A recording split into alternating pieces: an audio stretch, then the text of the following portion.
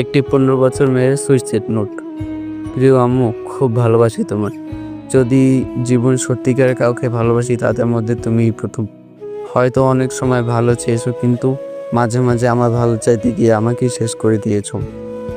আম্মু, ওই পারে তো কেউ আমাকে খাওয়াই দিবে না, তাই না? কেউ তো আমার চুলে শ্যাম্পু দিয়ে দিবে না, তাই না? আচ্ছা আম্মু, তুমি কি আমাকে মিস করবে না? আমাকে প্রতিদিন অভ্যাসের বেশে ডেকে তুলবা না, ঘুম থেকে ডাকবা না? ঘরে কিছু পড়ে যাওয়ার শব্দ পেলে বলবো না, কে ভাঙলে রে, দাঁড়া আমি আসছি। গিয়ে তখন দেখবা আমি তো আর এই পৃথিবীতেই নেই। তখন মনে পড়বে আমি তো আর জানানোর জন্য নেই। তখন কি তোমার একটুও খারাপ লাগবে না?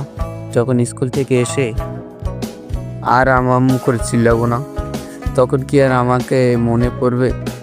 ঘুমাতে গিয়ে মনে পড়বে পাশে আর আমার মেয়েটা নেই, তাই না আম্মু?